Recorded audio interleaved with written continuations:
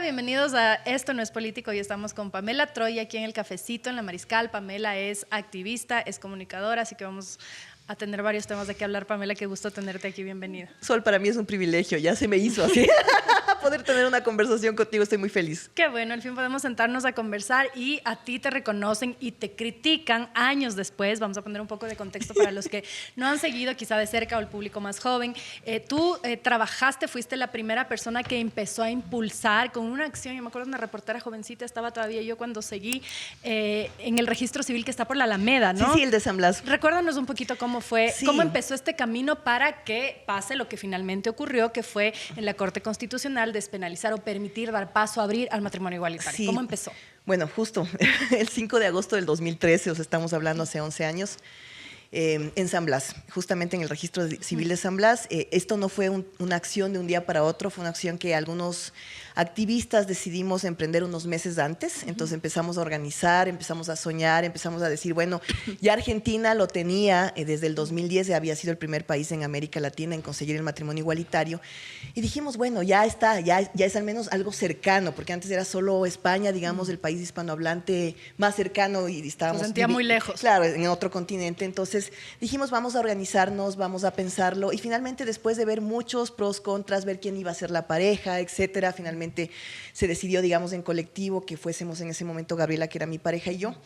Y hicimos este tema, que además era un tema complejo, porque no solo era presentarse como un performance a solicitar un turno para casarse, sino tener toda una estrategia legal. Que el turno era, o sea, la idea era mostrar que no iban a permitir Exactamente, que dos mujeres se sí, casen. que era evidente. Entonces, tener como la estrategia legal posterior, el litigio estratégico, que era la acción de protección. Entonces, me acuerdo ahí, no había ningún abogado que quería ayudarnos, y Ramiro García Falconi, que se mete en todo y yo le tengo tantísimo afecto, fue un abogado que tuvo muchísima claridad y fue como hicimos match. Él dijo, yo estaba pensando que ya era hora que este país lo tenga, pero no tenía personas activistas que quisieran hacerlo.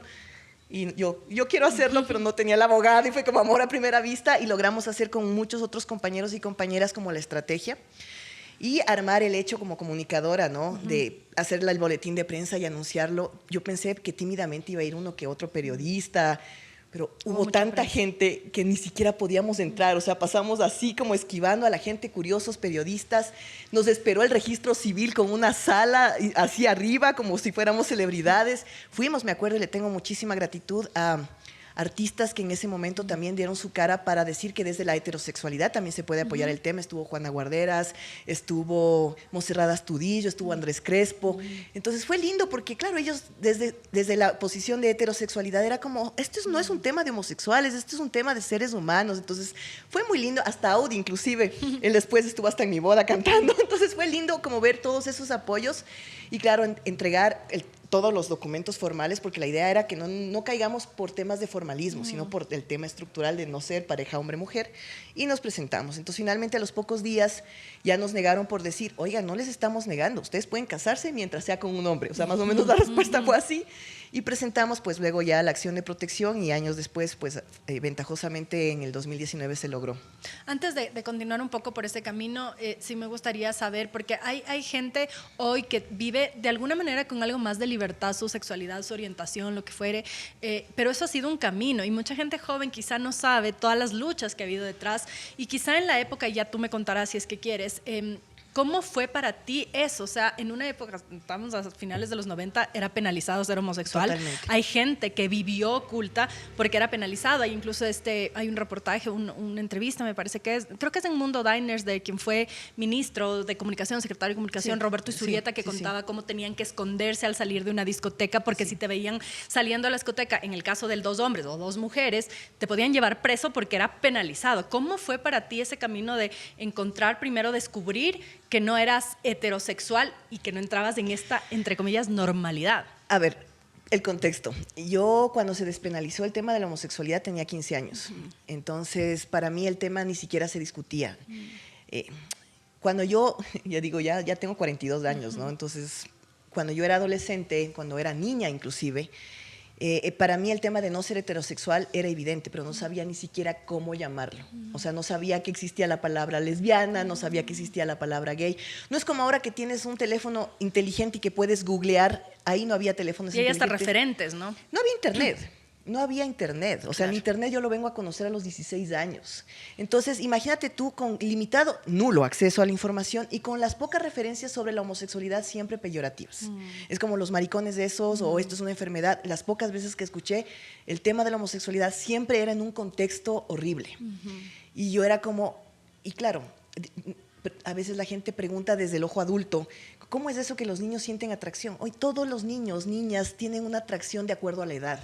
Entonces yo sentía esta atracción de, ay, me gusta esta niñita. O sea, era como... ¿y Siendo por qué? tu niña. Claro, y era, ¿por qué no me gusta el niñito? O sea, ¿por qué me gusta la Pero niñita? sí te preguntabas de eso. ¿O Claro, simplemente? porque todo era heterosexual. O sea, ahora inclusive tienes programas de televisión, series, plataformas, donde poco a poco personajes homosexuales ya son parte de la cotidianidad y los ves normalizados, lo cual es adecuado. Pero ahí no, las pocas referencias homosexuales siempre eran desde la mofa, desde lo grotesco, desde la exageración. O sea, no tenía realmente referentes desde la cotidianidad. Claro. Entonces, claro, era como, qué es esto? ¿Qué soy? Entonces crecí y llegó a la adolescencia y era como, yo me sentía un fenómeno. Es horrible, o sea, yo no sabía cómo literalmente vivir mi sexualidad y por eso se habla mucho de que salir del closet es vivir una segunda adolescencia, porque no vives la adolescencia como cualquier persona heterosexual que la vive abiertamente, que sale con su enamorado, su enamorada, se cogen de la mano, los primeros besitos, la primera experiencia sexual. Las personas homosexuales, bueno, al menos las nuevas generaciones poco a poco más abierto, pero nuestra generación y las anteriores nunca se vivía así, o sea, una fiesta para tener tus amigos o para salir, nada de esto, ni siquiera cogerte de la mano, Claro. ¿cachas? Entonces... ¿Y sabía, por ejemplo, tu entorno, tus amigas? Nadie. Porque también Ni había siquiera una ni siquiera lo condena. sabía yo. O sea, yo no podía ponerle un nombre. Y mientras no le ponía un nombre, para mí era un no existir. Por eso el tema de la comunicación para mí es tan importante, porque lo que no se ve, lo que no existe. Entonces, el momento en que lo pones ahí, existe y tiene un nombre. Entonces, para mí, el no poderme etiquetar, el no poderme definir, el no poderme entender qué es lo que yo sentía, me hacía sentirme desde justo la no existencia, como si lo que yo estuviera viviendo no fuera real, pero era real para mí. Entonces, el vivir así fue para mí muy doloroso, muy difícil. De hecho, yo sé que me enamoré de mis mejores amigas, pero yo no podía decirles, jamás ni siquiera les insinué, porque era el riesgo de perder la amistad, ¿cachas? O sea, decir Además, que, en ese momento, en esa época, una condena brutal. Como, claro, ay, no, la lesbiana esta me hago a un lado, está exacto, infectada porque- y nos infecta a todas. Exacto, era no solo perder la amistad, sino el posible bullying real que iba a acontecer. Entonces yo mantuve en mi total anonimato mi existencia desde mi orientación sexual, que para mí era como haberme cortado parte de mi vida. ¿Estabas en colegio mixto o solo de mujeres? Al principio, colegio solo de mujeres, luego ya en lo que ahora se llama bachillerato y antes era diversificado, ya colegio mixto. De hecho, tuve mis primeros enamorados, hombres, pero era como, y esto no me fluye, esto no me nace. Entonces, claro, era como querer Había como una encajar. resistencia, como un freno de mano, digamos. Sí, y querer encajar. O sea, yo, digamos, desde la perspectiva ahora, sí defino que mi orientación sexual es bisexual, pero yo he decidido como que mi lesbianismo es algo que amo y abrazo. Entonces, desde mi heterosexualidad o desde mi bisexualidad, me encajé como heterosexual porque no sabía cómo encajarme de Claro. otra manera. Y de hecho, algunas personas saben, otras no. Yo tengo 2 matrimonios. O sea, yo me casé con un hombre a los 22 años y me casé con Gabriela luego en el 2019. Has experimentado los dos Claro, o mundos. sea, es como, ya puedo decir que el matrimonio no vale. Sea con un hombre, sea con una mujer, no vale. No vale. Entonces, No claro, recomiendo. no recomiendo. Entonces, claro, o sea, me casé con un hombre convencida además de que ya era eso lo que quería en ese momento. Pero ya viviendo el matrimonio dije, no es lo mío, hubo temas también de violencia y todo, y dije, y por ese lado también fue como mi feminismo luego, y mis luchas y mi convicción, pero tuve que haberlo vivido en carne propia. Entonces fue una relación que tuvo cosas muy bonitas, pero luego el tema de los celos, de la posesión, que yo soy más, que tú no sales, que yo empecé a ganar más que él, etcétera. Entonces fue una cosa horrible. Y eras muy jovencita, y era muy 22 joven, años, eras sí. una bebé. Entonces, digamos que toda la relación en total duró 4 años, y cuando yo me divorcié, porque yo ya dije ya, o sea, entre que estuvimos juntos, luego nos casamos, luego ya no funcionó, y yo decidí esto no va para mí, porque el tema de violencia es una que siempre tuve claro, eso es algo que no se puede cruzar. A los 25 años ya divorciada dije, bueno, ya, no le debo nada a nadie, tengo mi propio trabajo, estoy haciendo mi propia vida, si no es ahora, ¿cuándo? Entonces ahí como que empecé y salí del closet a los 25 años, Wow. en el contexto, y siempre lo he dicho, en el contexto de haber trabajado con Margarita Carranco, que en ese momento era concejala, Concejal. cuando Paco Moncayo era en el último año alcalde.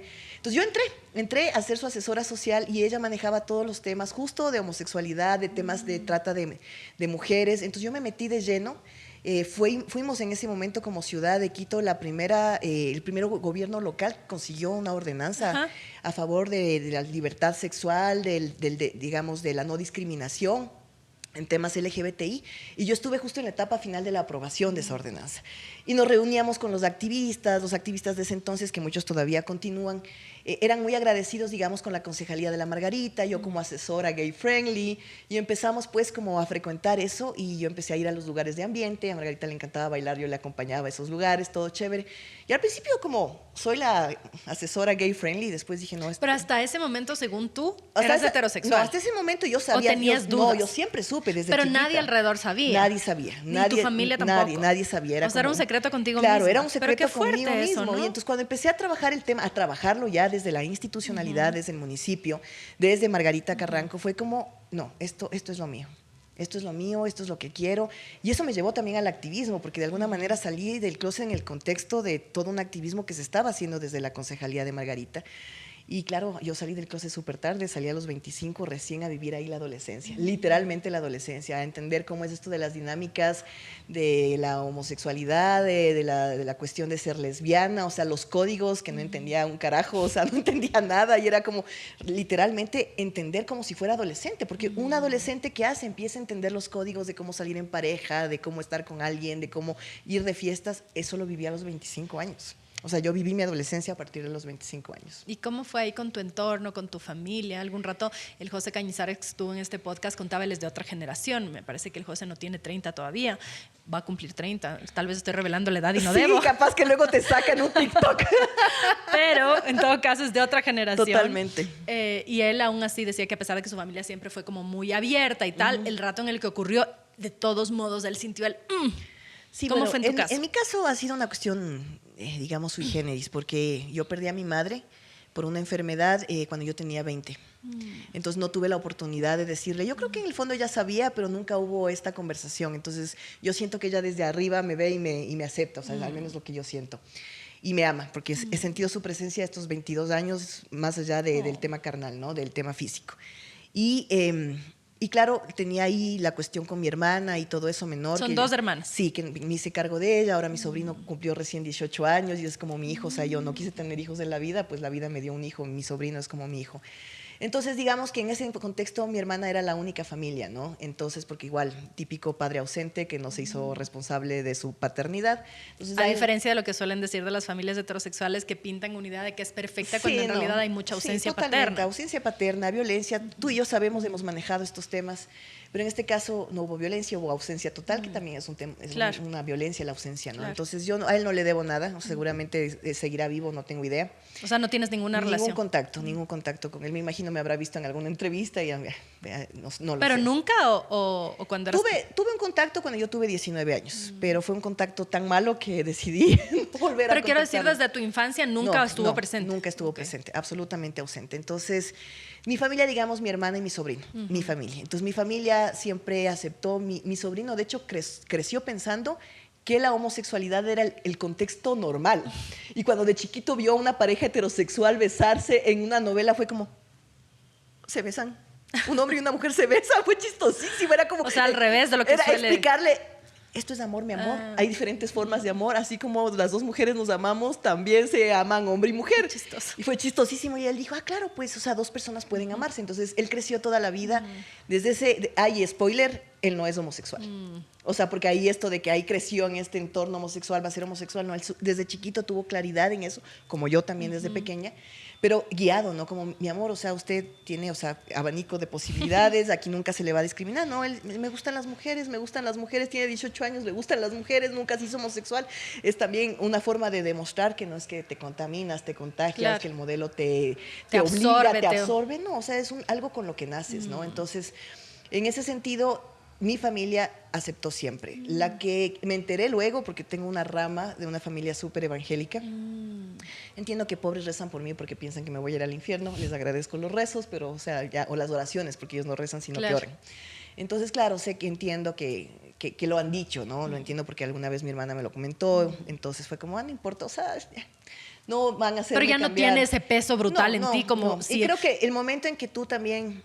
Yo siempre lo creí. El momento en que uno ya es independiente, hace su vida, y tiene como cierta madurez que va creciendo con el tiempo, ya te va importando menos lo que la gente opine, es más, te importa cómo tu salud mental, lo que tú te sientas, tu entorno inmediato, ese es el importante. Los otros es como vivir de los demás, y vivir de los demás es agotador. Claro. Entonces, el momento de que decidí... Pero también es un privilegio esto de no tener estos pesos familiares, porque lastimosamente también pasa, y quizá más hay casos en ciudades pequeñas, por ejemplo, donde el peso de la religión o el cura del barrio, o la tía o la vecina tiene muchísimo peso dentro de las familias y termina como rebotando en los jóvenes, y en no los creas chicos. que solo en los pueblos pequeños, lamentablemente todavía en ciudades que tú dices Quito, Guayaquil, Cuenca, o sea, todavía tiene un conservadurismo súper fuerte y claro, o sea, puede ser que haya gente que no nos definamos como católicos o que hayamos ya hecho las paces con la religión en ese sentido, porque nos imponen, ahí sí nos imponen. O sea, cuando hablan de la orientación sexual dicen, ay, la ideología de género que se impone a los guaguas, no es cierto,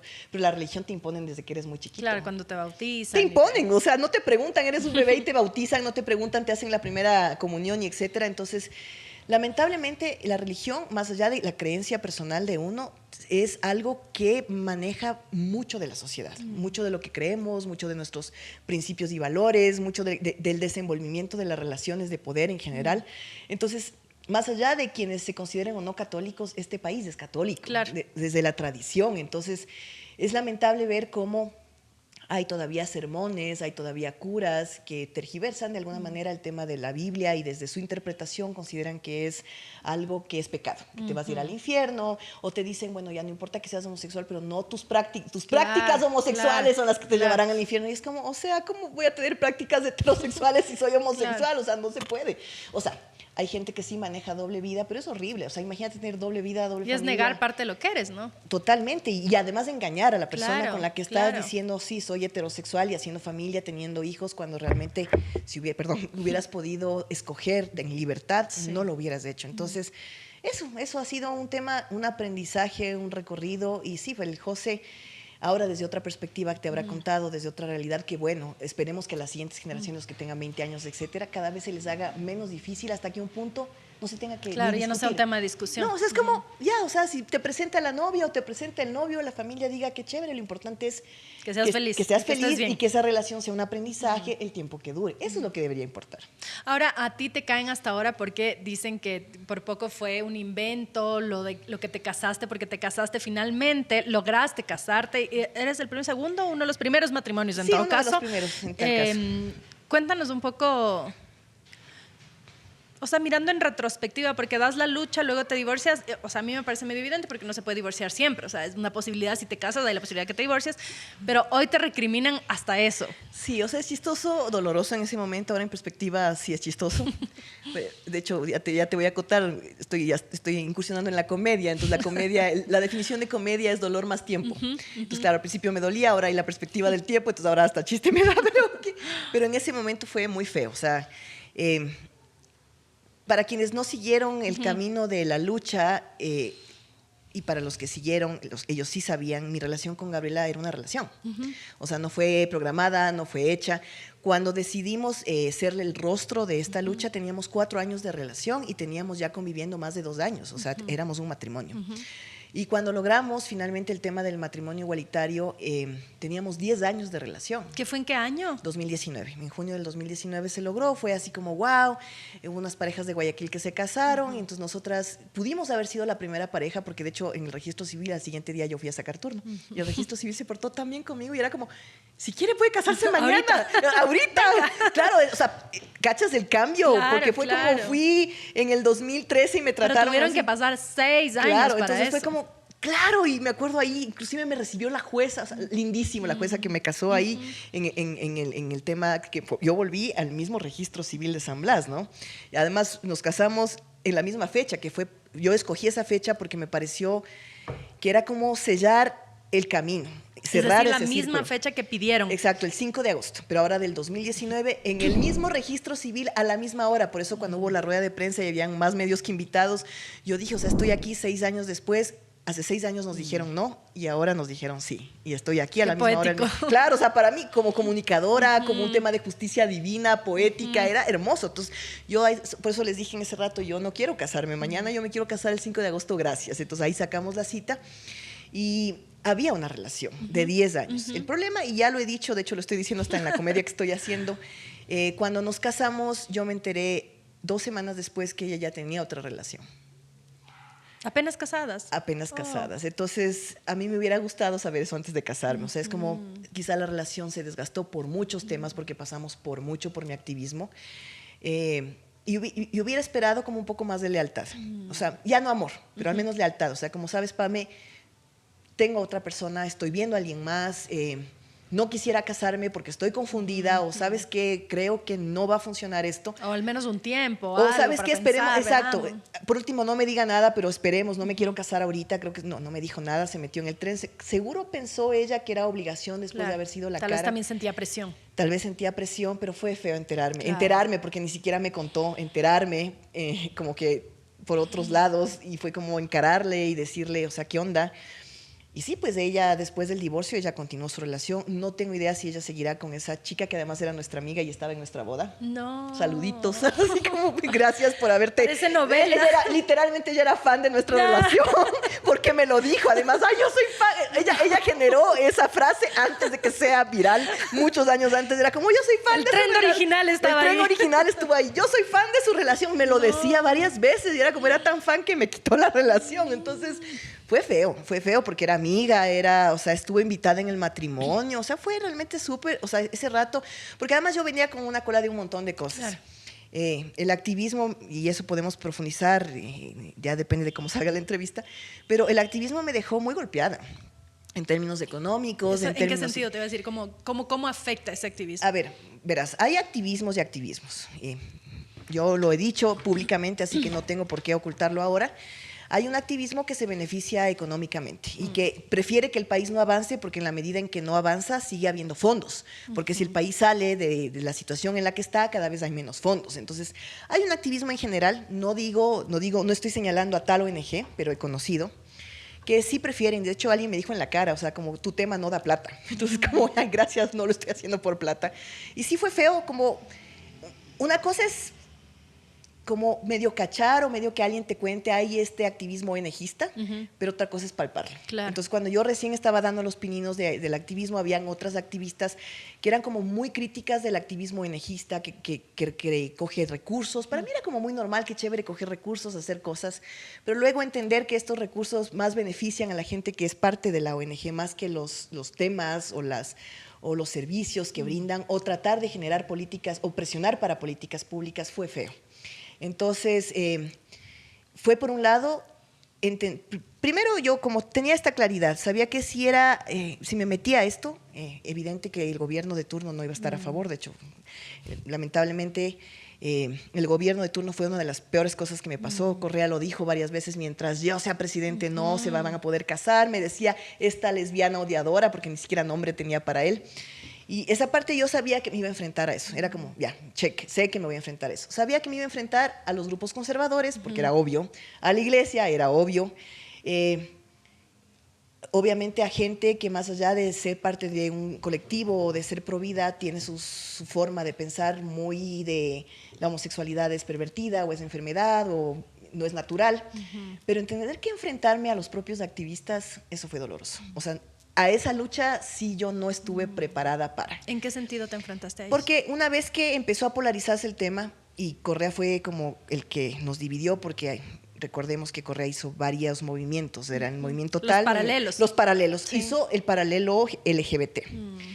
Entonces, este grupo LGBTI paralelo correísta me atacaba de una manera tan nefasta, tan cruel, tan denigrante, ¿no?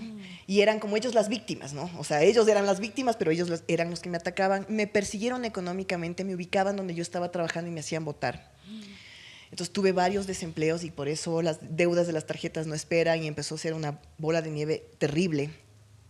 El hecho además que o sea, en las redes sociales me hacían, o sea, un tema en general correísta, porque yo era ya una activista que me posicioné desde el anticorreísmo también, entonces el tema del troll center, al principio leer las cosas era como wow, y darme cuenta que no debo tomarme personal fue un aprendizaje, pero toda la violencia digital de la que he sido víctima durante 12 años, o sea, es como que ahora digo, ya me río, pero en ese momento era como, oye, o sea, estas cosas que feas. Y es desgastante emocionalmente. Además, no solo desde la orientación sexual, sino desde el físico, desde ser mujer, que me han mandado a violar, o sea, es como necesitas un buen para pero que seas eso heterosexual. es del manual de la misoginia. Pero, tal cual, o una vez me dijeron hasta que soy la hija ilegítima de Satanás, o sea, ni siquiera para hija legítima alcanzo, entre las cosas más lindas que me dijeron, ¿no? Entonces fue realmente feo ver cómo el movimiento LGBTI correísta hacía eco de las palabras de Correa y decía como nadie quiere el matrimonio igualitario, esta es una lucha elitista, pelucona, y era así como, o sea, cada quien sus luchas paralelas, respetémonos de eso. De hecho, yo apoyaba, lamentablemente no voy a decir su nombre, pero una activista trans era la líder de eso, y ella decía como que nuestra lucha les afectaba a ellos y que era elitista y que queríamos casarnos para bailar encima de los cadáveres de las personas trans, o sea, era una cosa bien fea, o sea, tenía un discurso realmente muy equivocado, y pero violento también, y muy afín al correísmo, ¿no? Nadie se va a casar, esto no es una lucha que nadie quiere, esta ya. Entonces, el que me perseguía... Y nadie según quién, ¿no? O sea, claro, exacto. Dios. Entonces, todo esto, y además, desde el grupo, además, con el que empezamos el activismo, también fue como al principio convencerles, porque muchos de los que luego se subieron a la camioneta y luego hasta se casaron, al principio dijeron, no me quiero casar, ningún gay se quiere casar, nadie se quiere casar, y después me dijeron, este es un tema que como está en contra del gobierno, no nos quieren dar plata, hemos pedido fondos, no nos han dado, así que ¿sabes qué? O sea, no hay forma de hacer económico este tema. Yo era como, locos, o sea, yo nunca he querido que sea económico este tema, pero ellos querían lucrar de manera independiente por el tema que ni siquiera estaban directamente frenteando. Entonces, todo eso a mí, te juro, me deprimió. Yo caí en depresión, era como porque habían sido mis amigos, o yo creía que eran mis amigos. Por un lado, los que estaban conmigo, y luego ver el otro tipo de activismo correísta, que lo único que hacía era perseguirme, que me hacían botar de mi trabajo, que es horrible, o sea, que te digan... Sabes que eres muy buena en lo que haces, nos encanta que estés aquí, pero me pidió el jefe que te vote por temas políticos con la carpeta hecha de mis tweets contra Correa y cosas y chao. ¿Era una entidad pública o privada? Pública. Yo siempre fui, digamos, muchos años desde el municipio, desde el gobierno, desde entidades, digamos, del Estado, siempre fui funcionaria pública. Entonces, luego entendí como, no tienes libertad, o sea, en verdad no tienes libertad de pensamiento, o si puedes pensar, pero no decirlo en las redes, y luego cuando ya empiezas a ser un personaje y empiezas a tener un criterio, es como, no, esto nos está estorbando, chao. Entonces, el vivir todo eso me desgastó, como, o sea, cualquiera, o sea, el no tener que comer literal, o sea, el tener que hacer chauchitas y ver quién te acolita, el volantear mi hoja de vida con todos mis contactos y que incluso una persona tuvo la valentía de decirme, yo te quiero contratar, pero no me dejan. Entonces, como, gracias. Entonces, me cayó todo eso, o sea, estaba en una situación económica realmente lamentable. Estaba así como ahorcada y yo decía, de esto no voy a salir nunca. Y cayó lo del divorcio. Entonces fue como... Tras cuernos palos. Claro, entonces fue como ya, y cuando yo le dije, literal, así, regresé a ver al cielo y dije, a ver, como en serio, ¿qué más? Cayó la pandemia. No. Entonces yo viví mi pandemia desempleada, viviendo el duelo de mi divorcio. O sea... ¿Pero estabas con tu hermana o estabas sola? Sí, estaba y además a cargo, o sea, digamos económicamente a cargo de mi sobrino, de mi hermana en ese momento. Entonces era como, en un punto, y lo he dicho en otros espacios, yo tenía fecha para suicidarme. O sea, ya llegó un punto en que dije, si hasta este mes no consigo trabajo, me voy a matar porque no. ¿Pero de verdad pensabas de eso? verdad, o sea, no sé si lo hubiese hecho. Pero pensabas. Pero lo pensé, o sea, ya tenía como fecha y dije, no va más, o sea, es que no puedo más. En medio de la pandemia. En medio de la pandemia, o sea, no va más. Dije, es que ya no puedo más. Y no encontraba alternativa porque ya me había gastado todas las tarjetas, o sea, ya no había forma, o sea, ya todos los recursos habidos y por haber los agoté. Escribí a todos mis contactos, hice todo lo que tenía que hacer y fue como, no, o sea, no voy a salir de esto nunca. Entonces entré en un bucle y tuve esta depresión que es situacional, o sea, que es una depresión que es porque ya no encuentras como más sentido a tu vida. Y yo decía, ¿de qué me sirvió el activismo? O sea, llegué a un punto en que dije... Con mucha ingratitud. Claro, o sea, ¿de qué sirvió el activismo? O sea, qué chévere, todos se pueden casar, todo es libertad, el país es un poquito mejor, qué maravilla. ¿Pero yo qué? Inclusive fue feo después encontrarme con gente que creía que la activista trans correísta es la que logró el matrimonio igualitario. Y fue como, ¿es en serio? Porque claro, recordarás que cuando se logró el matrimonio, ella salió primerita a decir, es que yo lo hice desde tal año, y sacó de hecho la página Matrimonio Homosexual, y ella fue la que de testigo casó a 2 parejas en Guayaquil, porque ella ya no tenía pareja. Entonces como, oye, y todos los años que dijiste que no, y a mí fue doloroso que los medios no le hayan cuestionado, porque ella salió como de repente a hacer la paladín del matrimonio igualitario, y no hubo un medio que le dijera, oye, pero todo el tiempo fuiste contraria, apoyaste a Correa, siempre le lanzaste lodo al matrimonio igualitario, estuviste en contra de Pamela Troya, y ahora de repente eres la que siempre luchó por el matrimonio homosexual, porque ni siquiera le decía igualitario para diferenciarlo. Entonces fue feo, porque yo por último dije, o sea, entonces, ¿qué hice?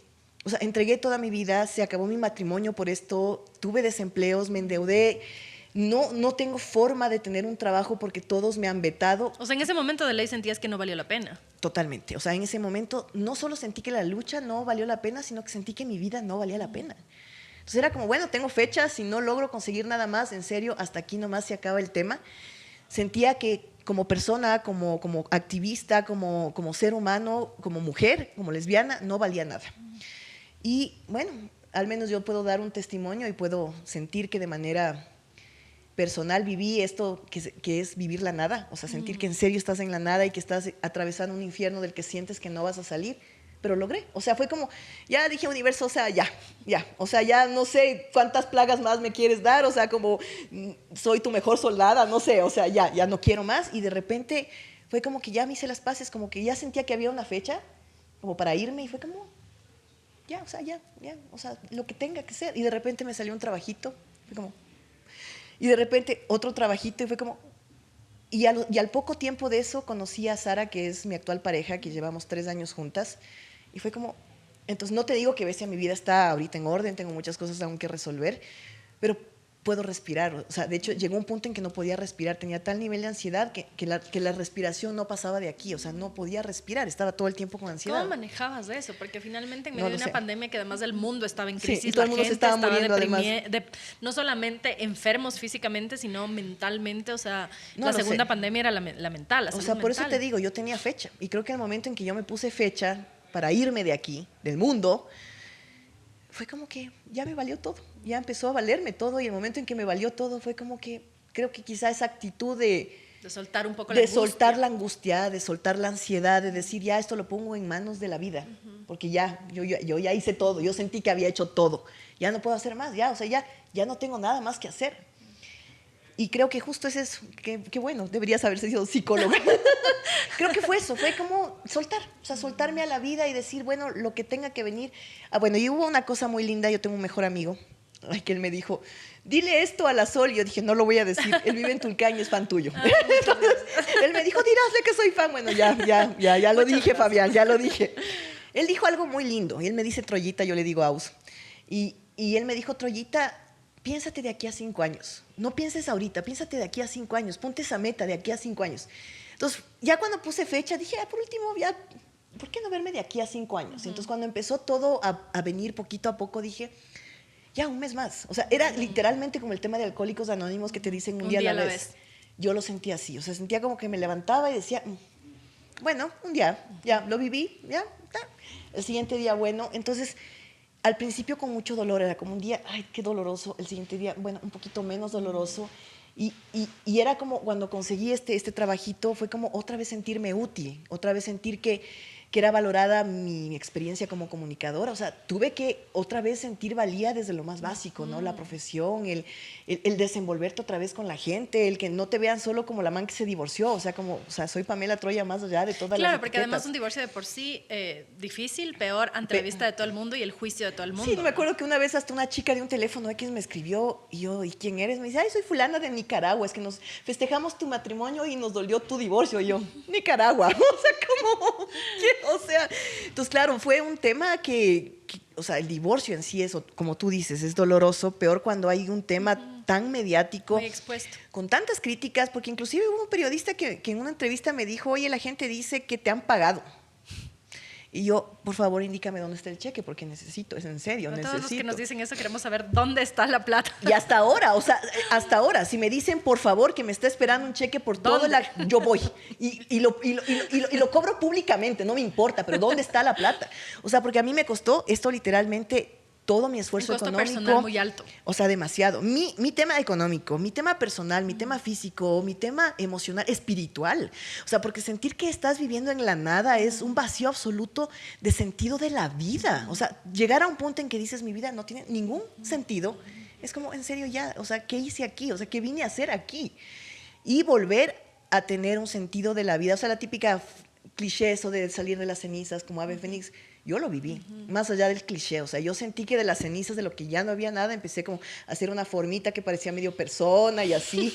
Y luego volver y tener como ganas de hacer otra vez cosas y tener ganas de, bueno, no sé si activismo o política aún estoy, o comedia, o las tres cosas juntas que tal vez se parezcan, no sé. O sea, es como ahora tengo ganas de vivir más allá de, ya veo el dolor en perspectiva y digo, bueno, todo lo que viví me hace ahora estar acá, me hace ahora pensar cómo pienso, me hace ahora tener la pareja que tengo. Con Sara hemos hablado de que todos nuestros dolores, nuestros traumas, nuestras experiencias fallidas nos llevaron a conocernos y vernos desde otra perspectiva, o sea, como valorar el día a día de la relación. Queremos proyectarnos de aquí hasta viejitas, pero primero no sabemos si vamos a llegar a viejitas y no sabemos si la relación va a llegar tanto, pero literalmente todos los días al amanecer es como, amo, agradezco haber amanecido contigo, qué hermoso amanecer hoy contigo. Y todos los días nos decimos eso, es como que queremos en perspectiva seguir de largo juntas, pero entendemos como lo efímero de la vida y lo efímero del tiempo y que las circunstancias pueden cambiar, entonces yo agradezco estar con ella hoy.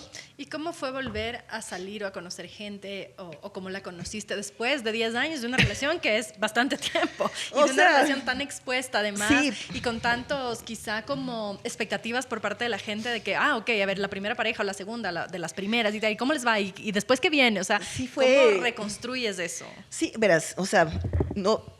Tuve como en el intermedio una relación, no voy a decir quién es obviamente, pero esta relación duró 3 meses y fue como, o sea, si ya me dolió el divorcio, esto fue como frag, o sea, ya... La estocada final. Así, salió así, fue como, ya, o sea, ya, no mismo, porque claro, también ella se asustó porque, claro, yo salía de un divorcio y quiso, quizá eso hizo que ella piense que yo no estaba lista para la relación. Además, ella estaba como recién saliendo del closet y yo muy expuesta. O sea, creo que hubo como que varios factores que le hicieron decir como, no mismo, ¿no?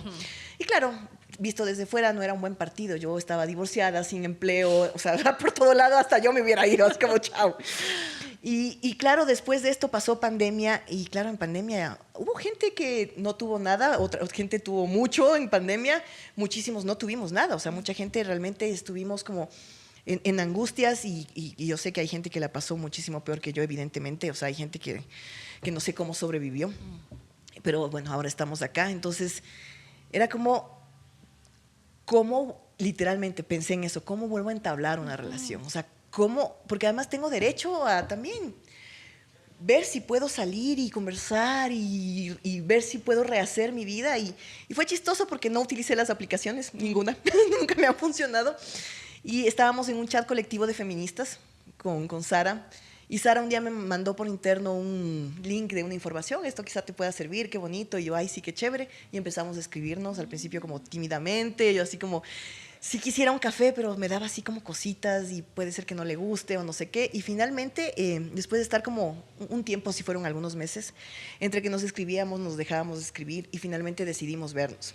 Y fue chistoso porque hubo una época en la que yo estuve incursionando en esto del Twitter Space, cuando recién salió en tema del Twitter el Space.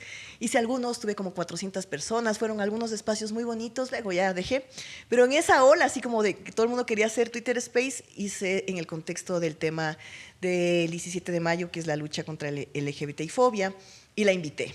Entonces la invité a ser parte del Space, ella estuvo, no nos conocíamos todavía en persona, y fue como, le escuché y me pareció como tan chévere lo que ella decía desde su punto, así como comunicadora y desde la educomunicación, que le dije, ve, o sea, ya creo que es hora de pegarnos un cafecito, que se convirtió en una cervecita, y aquí estamos 3 años después.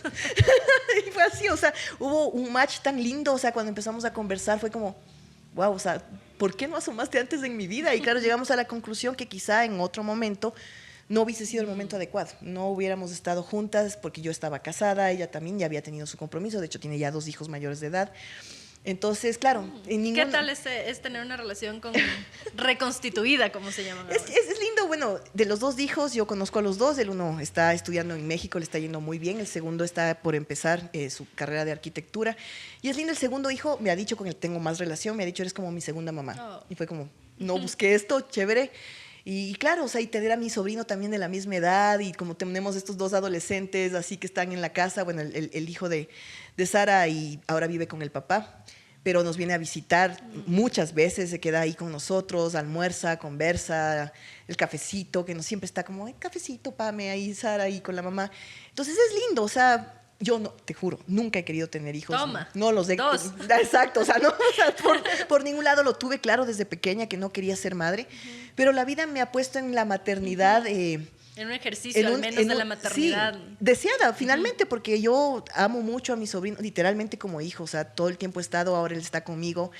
Entonces, es como, creo que estas maternidades que finalmente no las esperas, pero las deseas tanto y las construyes desde esta lógica, ¿no? Entonces, ha sido lindo, la verdad, una experiencia que no buscaba, pero está bien, está bien. Ahora, tú tampoco has dejado del todo esta presencia pública, ya el activismo se redujo en el sentido de que por lo que luchaste se aprobó en su momento, entonces ya la razón para luchar, entre comillas digo desapareció, porque siempre hay otras luchas que uno puede emprender, pero también te has posicionado políticamente ya, si quieres, tomando partido por ciertos personajes políticos. En su momento también fuiste criticada porque fuiste parte de este video en el que se apoyaba en la segunda vuelta que se iban a enfrentar el correísmo con Andrés Arauz, con Guillermo Lasso, que finalmente ganó Guillermo Lasso, sí. Y tú eras una de las personajes que aparecía en este video diciendo que vas a votar por Guillermo Lasso, sí. Un gobierno que luego resultó... ¿Qué palabra podemos usar? Exacto. Que luego resultó 3 puntitos. Póngale la palabra que usted considere. Póngale la palabra que usted quiera, rellene así. ¿Por qué tomar partido en ese momento? ¿Cómo ves en retrospectiva? Porque claro, también es fácil decir no debía hacer o si debí con el conocimiento posterior. Pero ¿por qué decidiste tomar esa decisión? A ver, bueno, hay gente que... Es chistoso porque en Twitter, ahora X, hay gente que me dice correísta. Y hay gente que me dice de izquierda y hay gente que me dice de derecha. Y digo, a ver, finalmente, ¿qué mismo? O sea... Porque no puede ser correísta y de derecha al mismo tiempo y de izquierda y que no, o sea, ya. Y la gente que me ha seguido sabe que yo he sido siempre anticorreísta. O sea, no es que cuando salió todo de moda y ahora todos de moda son anticorreístas. Pero desde el inicio nunca tuviste... Yo fui anticorreísta desde antes que existiera el anticorreísmo. Y eso yo lo quiero contar rápidamente. O sea, yo estudié en la San Francisco Becada. De eso también quisieron usarse. Ay, de la pelucona, no. A mí me costó la beca. Y graduarme como magna cum laude fue lindo y haber tenido que mantener un promedio, ¿no? Para mantener la beca. Y yo tenía un profesor ahí, porque recordemos que Rafael Correa fue profesor de la San Francisco. Claro. Nunca fue mi profesor, pero yo lo vi varias veces en la universidad, él daba economía. Entonces, hubo un profesor que yo le quise muchísimo, no voy a decir su nombre, y yo, o sea, él estuvo como... Además, como parte del duelo de mi madre, estuvo ahí porque mi mamá falleció justo cuando yo estaba en la mitad de la carrera. Fue algo que inclusive me hizo pensar en dejar la carrera. Pero fue en honor a mi madre que terminé la carrera, porque era como, o sea, tanto esfuerzo para llegar acá, o sea, tengo que sacar un pinito y terminar la carrera. Entonces, en ese contexto, uno de mis profesores se convirtió como en un apoyo emocional muy lindo en esos 2 últimos años de mi carrera. Y me acuerdo que inclusive estaba Roldós como candidato en ese momento, que Rafael Correa era como una outsider que no sabían de dónde salía y no sé qué. Y yo como, ¡ay, es profesor de la San Francisco! Y me acuerdo haber tomado un café con este profesor y él me dijo, mira, él no es una buena opción. Y yo, ¿pero por qué tan lindo, tan no sé qué? Y me dijo, no, o sea... Y fue chistoso porque él lo hizo, yo recuerdo tanto esa conversación porque fue una conversación profética. Él... Mira que se adelantó a todo lo que luego pasó. Se adelantó a lo que pasó, me dijo, mira, yo lo conozco, tiene una personalidad, porque además él es psicólogo. Entonces me dijo, mira, tiene una personalidad así, va a devenir en un tema mesiánico, él va a creerse Dios, él va a creerse el Salvador, va a querer modificar la Constitución, va a querer que los... O sea, parece chiste. Pero cuando yo vi eso en perspectiva, dije, por Dios, de este tipo, o sea, parece ser que en serio fue al futuro y regresó. Porque yo ese rato era como incrédula, yo decía, pero en serio una persona podrá tener tanto poder, podrá hacer todo eso, yo así como, pero le tenía mucha fe, mucha confianza, y finalmente no voté por Correa porque, o sea, el discurso de mi profesor quizá no me convenció, pero le tenía fe. Claro, Entonces, confiaste en lo que él te dijo. Confié, y después cuando empezó a pasar todo era así como, wow. Sí era. O sea, le hizo un perfil psicológico, pero perfecto.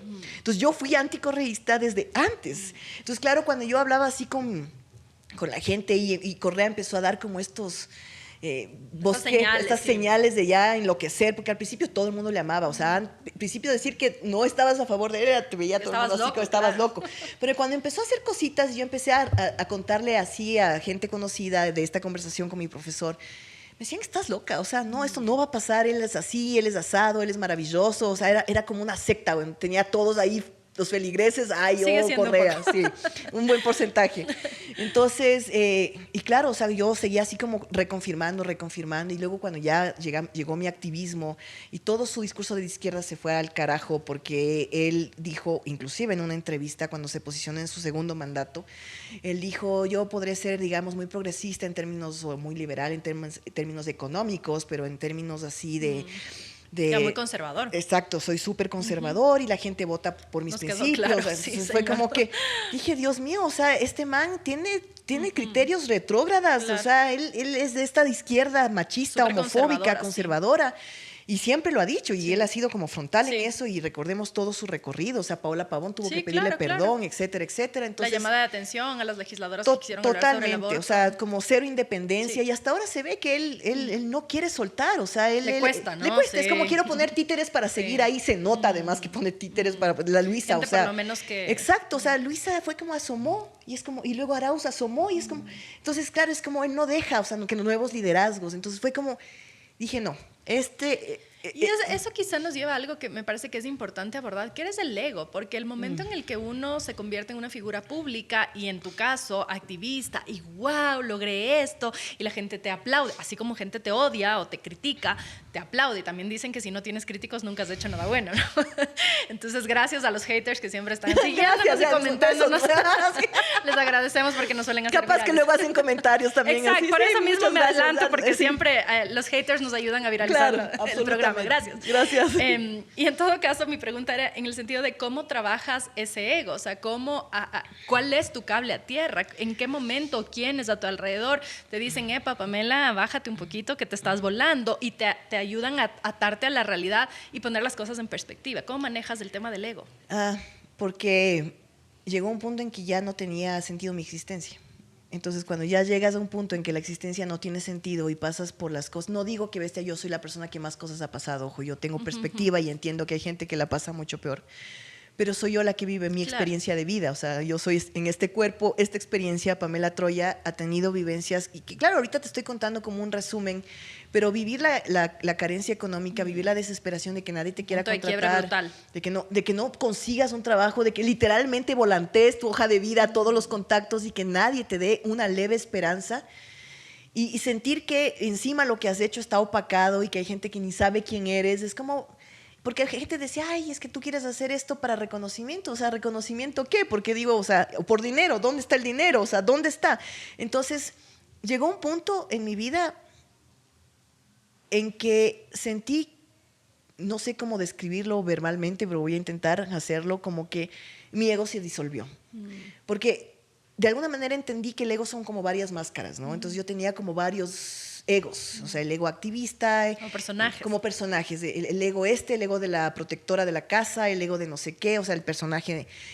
Inclusive la Pamela tuitera era otro personaje. Entonces tenía como muchas máscaras que me hacían sentir orgullosa de mí, o sea, inclusive la Pamela con un trabajo en la función pública, reconocida por su gente, todos los egos, todos los que te puedas imaginar, todos los viví.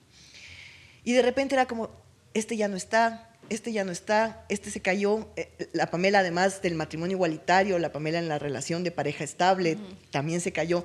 Entonces de repente llegó un punto y cuando yo te dije que sentí la nada, es cuando fue como que sentí ya... Que raspaste todo y como que claro, adentro... o sea, es como que todos los egos desaparecieron y cuando ya no tienes con qué identificarte, porque todo eso se acabó, te quedas contigo misma, pero en ese momento no sabes qué es eso, o sea, solo te quedas contigo pero ¿quién es Tigo?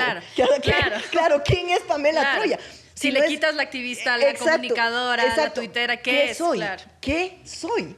Entonces, no, habrá personas que logren empatizar con esto, conectar, es difícil transmitirlo en palabras, pero llega un momento en que cuando ya sientes que no hay nada, hay un encuentro muy profundo con la espiritualidad. Pero no estoy hablándote de religión, no estoy hablándote de un Dios. Es la conexión con la espiritualidad, es decir, esta esencia, esto que siento que es la nada, también soy yo. Y el empezar a conectarme desde ahí, y te dije, tenía una fecha para matarme, o sea, es lo que yo creí que eso iba a pasar. Entonces, tú realmente de manera tan acertada, el empezar a soltar lo que dijiste, capaz eso te ayuda a soltar. Sí, empezar a soltar y decir, ya, o sea, no soy nada de esto, no soy nada de esto, no soy nada de esto. Y ahí empieza un nuevo camino. Exacto, y decir, bueno, ¿y ahora qué soy? Entonces, reconstruirme desde solo ser, desde solo ser.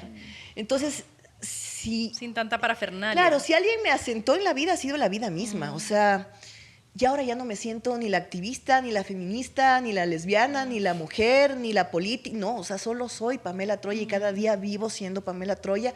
Y no sé qué me depara la vida mañana. O sea, hay momentos en que sí, obviamente hay cierta incertidumbre, el país está súper mal y me planteo como qué irá a pasar, ¿será que esto que voy a hacer me va a poner otra vez en la mira y me van a amenazar y me puedo morir?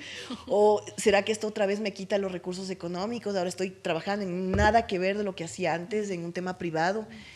Y es como, ya, o sea, me quité las etiquetas.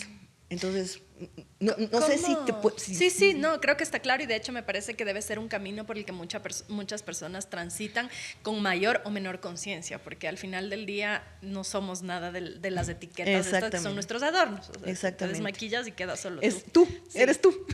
¿Y cómo te marca a ti esta pérdida de la madre? Que algunas personas que han hablado sobre estas pérdidas, es como algo muy impactante, o sea, la pérdida de la madre, de este origen, de esta protección, de esta relación, además cuando es una relación cercana, suele ser una cosa devastadora. ¿Cómo lo vives tú? Sí, verás, yo creo que hay dos momentos en mi vida que me han marcado definitivamente como para decir, no sé qué estoy haciendo acá.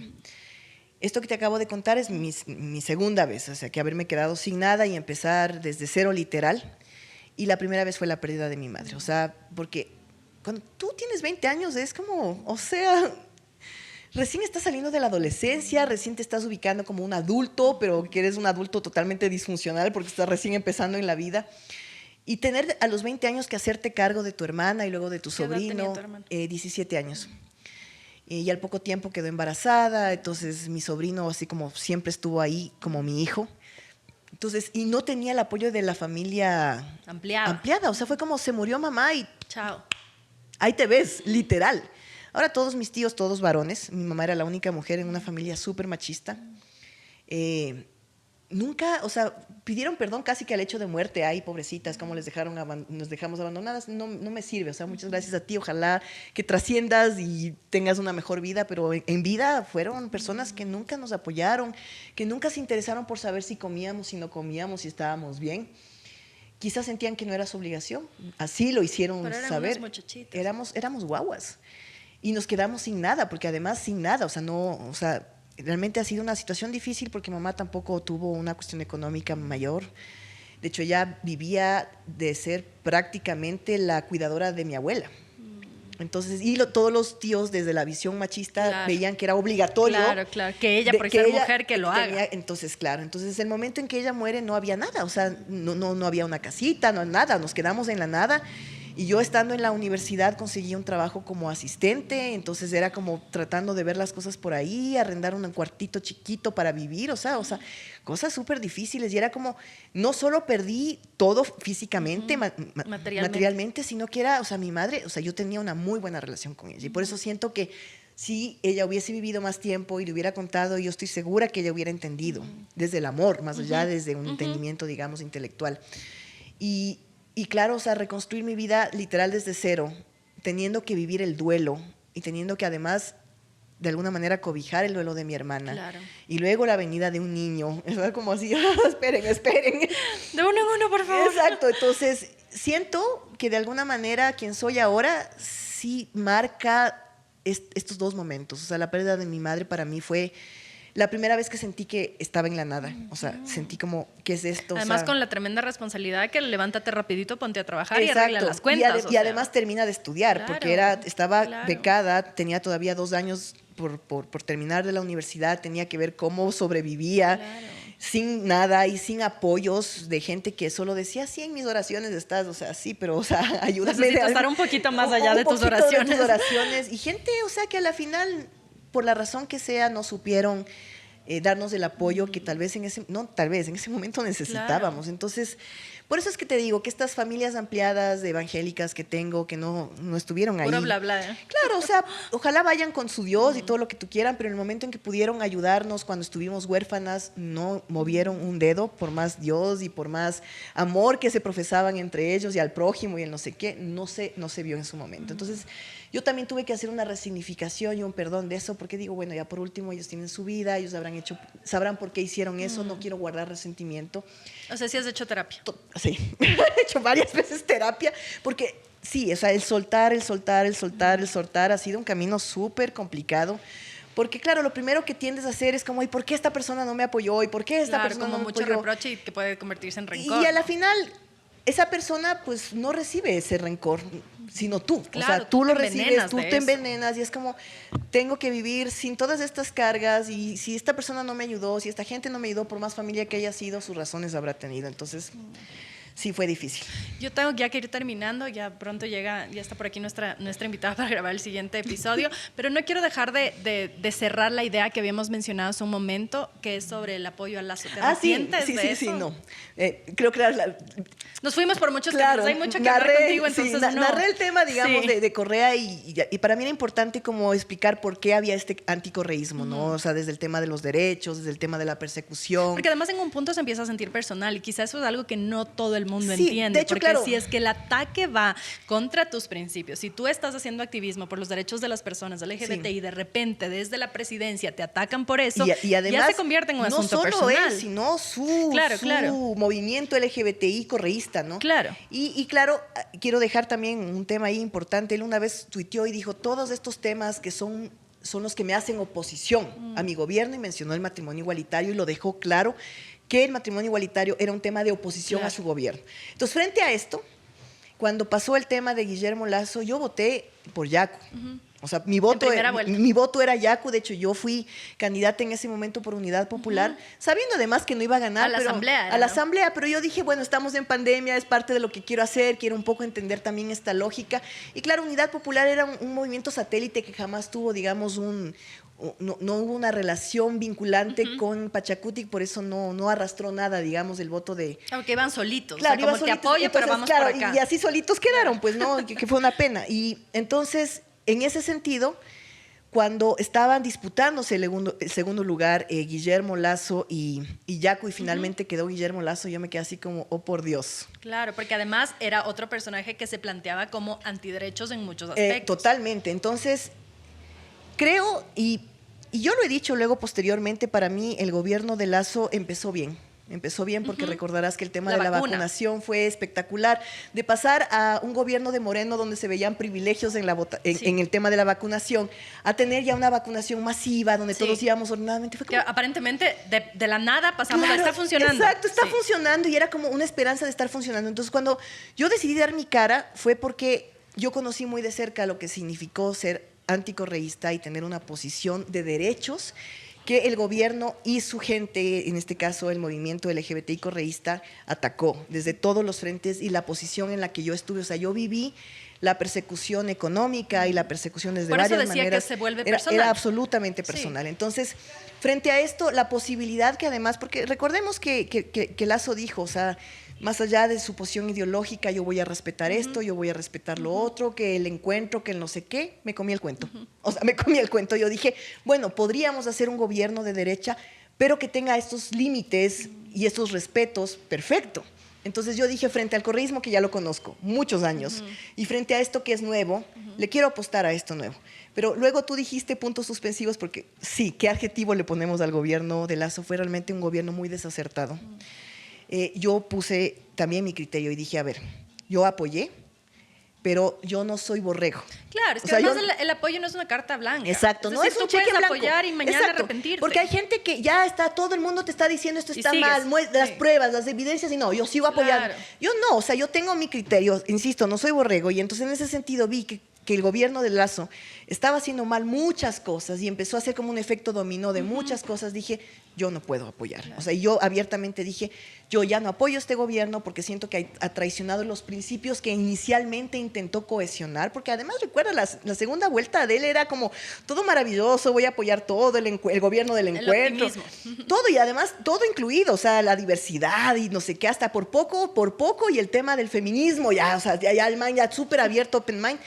Pero ya viste en la práctica que no funcionó, y que lo único bueno que hizo, que sí estuvo como que se le reconoció como la esperanza, la expectativa, la vacunación. Claro. Después de eso, lamentablemente, el gobierno fue de caída, y lo he dicho. Y lo voy a decir siempre, si yo apoyo un tema y veo que este tema, o sea, apoyo un personaje y veo que este personaje no está siendo coherente, yo voy a decir de manera frontal, mi apoyo ya no es por ahí, como lo dije en su momento. Así que yo no me caso con nadie, literal. Puedo divorciar, y si me caso me puedo divorciar como muestra la gráfica. Entonces, yo voy a seguir siendo coherente con lo que yo siento y pienso. Quizá mi coherencia no ha sido muy coherente para la gente de afuera, pero yo... Es que la coherencia también tiene matices. Sí. En ese sentido, quiero decir, no es absoluto. No es absoluta. Y yo he sido coherente en mi pensamiento, en mi actuar, en lo que yo he hecho en mi vida. Yo he sentido que he actuado con mucha coherencia. Y así seguirá hasta que la vida me permita seguir aquí. Nos quedan varios temas, creo que vamos a hacer una parte 2. Tengo algunos personajes con los que hay que hacer una parte 2. Yo encantada. Pero no quiero dejar de preguntarte si vas a aspirar a un cargo de elección popular, si es que te ves en la política partidista, en un gobierno. ¿Aspiras a eso? ¿Te gustaría? A ver, a lo que aspiré, que fue el año pasado, que fue al Consejo de Participación, era un tema totalmente fuera de la política partidista. En teoría éramos ciudadanos que habíamos tenido un recorrido, y yo mostré todo mi recorrido, fui de hecho ya calificada, estuve entre los candidatos, y para mí fue doloroso ver que se limpiaron con la ley y con la norma, y que muchos candidatos, a los cuales ahora les estamos denunciando, los de la Liga Azul, llegaron porque tenían el apoyo abierto de la Revolución Ciudadana. De hecho, uno fue destituido. Claro, y el CNE así, o sea, como, ay, no está el logo, y como no está el logo, pues no puede, o sea, está todo bien. Entonces, de manera tan descarada, ni el CNE hizo su trabajo, se respetó la ley, y estamos ahora esperando que el Tribunal Contencioso Electoral genere la sentencia ahora con esta gente. Que podría terminar en una destitución. Sí, evidentemente. Si pasa lo mismo que Allen Berbera, pues tendrían los derechos políticos suspendidos, y un tema económico que tendrían que pagar, que espero que eso pase para que haya una lección, que al menos ahí haya como un aprendizaje. Oigan, hay que respetar la ley y la norma, o sea, es como este país, es cada vez tú ves que políticos hacen lo que les da la gana y no pasa nada. Claro, además en el Consejo de Participación Ciudadana siempre ha habido, sabemos quién está con quién, es decir, nunca ha sido ciudadano. Se supone que los que tienen que llegar, entonces yo te juro, fui así como, ya, yo ciudadana, quiero hacer un tema ciudadano, conozco la institución porque además trabajé ahí, he hecho temas de participación ciudadana con mi activismo, se logró el matrimonio, o sea, no soy una improvisada, o sea, he hecho activismo, he hecho participación, he construido desde dentro del Consejo de Participación algunas cosas como funcionaria, entonces es como, qué bonito poder estar ahí desde lo ciudadano. Me veo en un espacio así, ciudadano. Mi incursión única que fue en el... Pero ahora hay elecciones, ¿no? No, verás, ni me han buscado, ni he buscado, y creo que no me han buscado porque cada vez compruebo más que los partidos buscan a gente con poco criterio y mucha plata, o muchos contactos.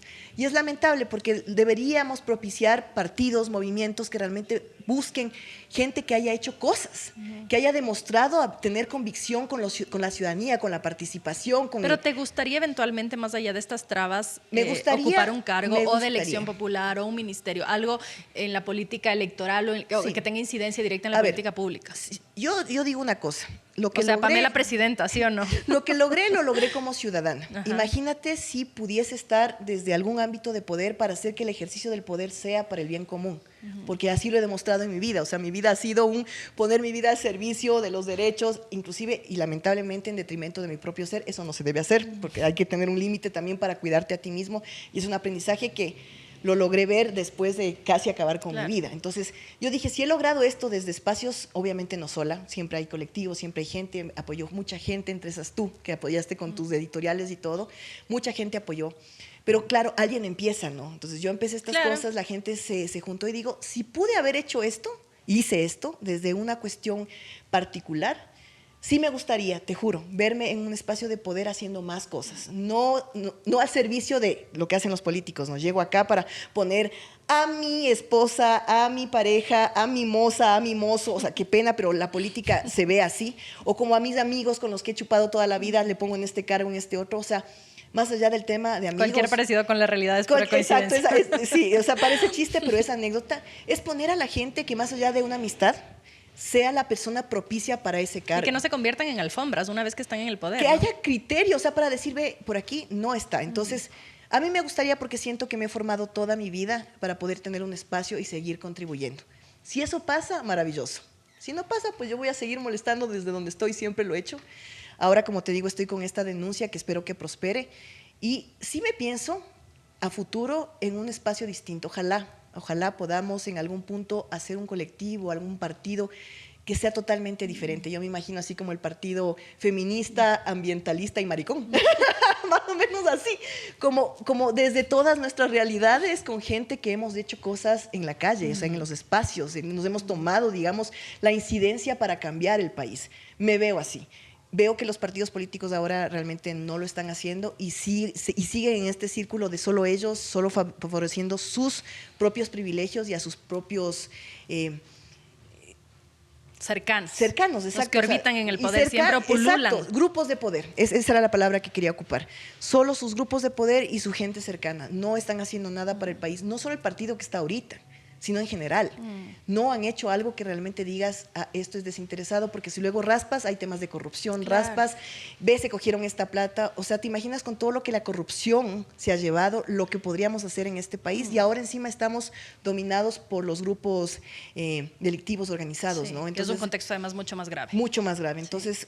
No cuesta nada soñar. Yo soñé una vez en que el matrimonio igualitario se iba a lograr, se logró. Yo sigo, a pesar de todo lo que estamos viviendo, sigo soñando en que un mejor país es posible. Lo sigo soñando. Veamos. Muchas gracias, Pamela, por haber estado aquí y seguramente vamos a hacer una parte 2. Por favor, muchas gracias. Hoy me he sentido muy cómoda. Gracias. Esta fue la conversación con Pamela Troya aquí en El Cafecito. Vengan, tómense su café aquí Está en bueno. La Mariscal y no dejen de seguirnos en Esto No es Político, en nuestros canales de YouTube, Instagram. Comenten, compartan para que podamos ser más y que pueda haber más episodios de estos. Gracias por acompañarnos. Soy María Sol Borja. Yo, Pamela Troya.